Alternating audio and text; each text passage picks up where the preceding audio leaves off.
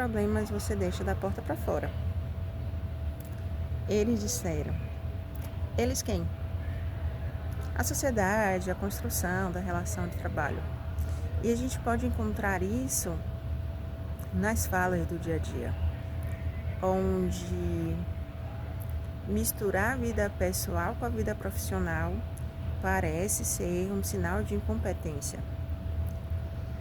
Parece um julgamento muito raso, sobretudo entendendo que separar esse ser que é um só é adoecedor. E quando falamos sobre adoecimento no ambiente de trabalho ou gerado por essa necessidade de alta performance e de atender expectativas alheias apenas, e não sobretudo sobre a realização do que faz sentido para si, a gente entra na esfera do adoecimento mesmo, seja na interpretação, ou seja na abordagem, ou seja na condução de si ou do outro, sobre si mesmo. E aí eu quero trazer o exemplo da história de Justin Bieber. E Justin Bieber, ele é um exemplo clássico de exposição da sua imagem, de exploração e dos seus significados. Quando a gente pensa também sobre essa exploração, a gente pensa no impacto que esse trabalho gerou na vida desse sujeito, inclusive impactando na sua carreira. Ou será que foi a carreira que impactou nessa vida pessoal? Porque a gente sabe também, muitos sabem, que Justin Bieber ele foi atravessado por prejuízo, foi atravessado por abuso da indústria musical. Consequentemente, a gente pensa também que ele era uma criança exposta a cobranças, a necessidade de alto desempenho, a performance, e que também foi julgado posteriormente por não ter dado conta dessa cobrança, dessa alta performance. Foi julgado por se afastar e foi julgado também agora por retornar no show do Coachella com um show simples, não simplista, onde ele abriu o YouTube, colocou os seus vídeos ainda criança.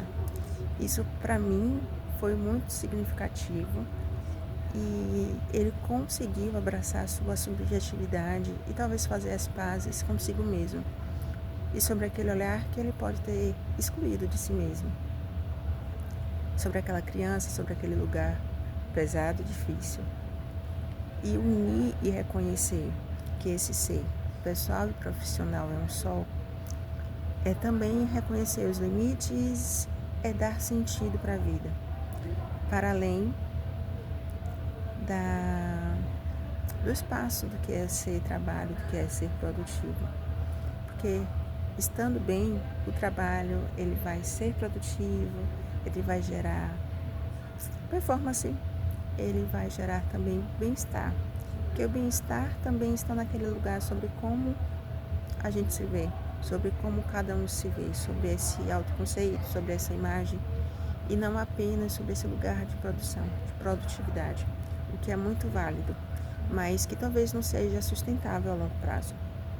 Então é importante a gente olhar e ressignificar esse espaço também que fala sobre a nossa concretude, sobre o nosso fazer.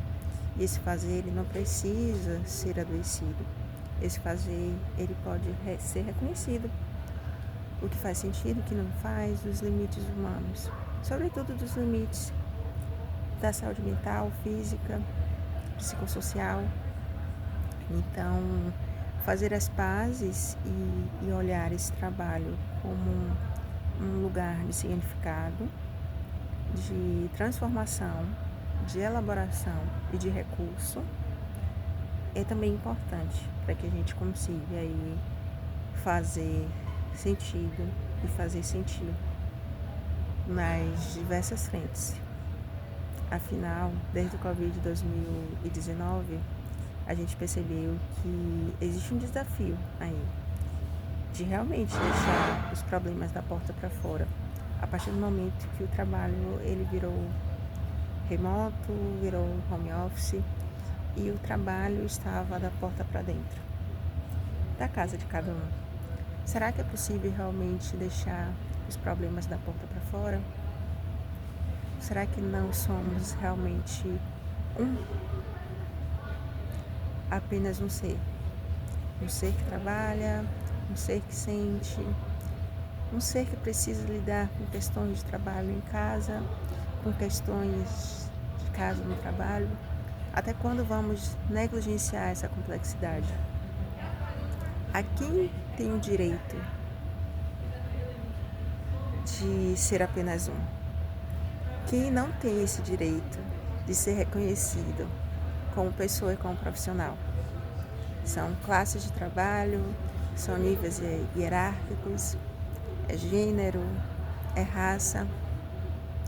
Quem tem esse direito de ser e de pertencer? É importante que a gente faça essa reflexão.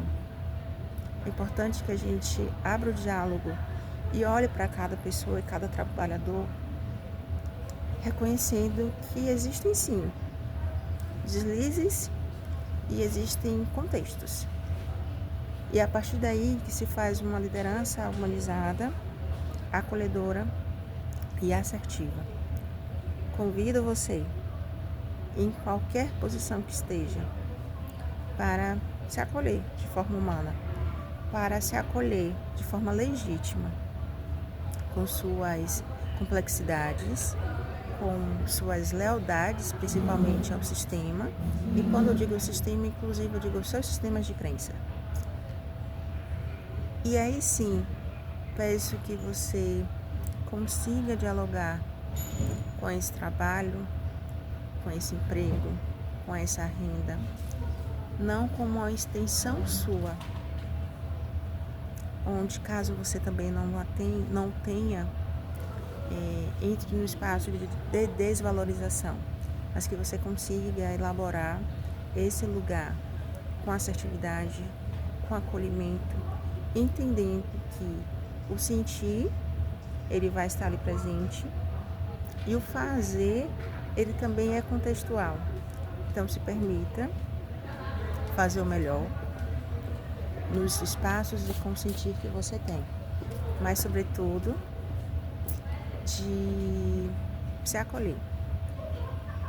E aí sim, pensar nesse acolhimento como uma estratégia de performance, mas não apenas de performance, de autocuidado e de autoamor.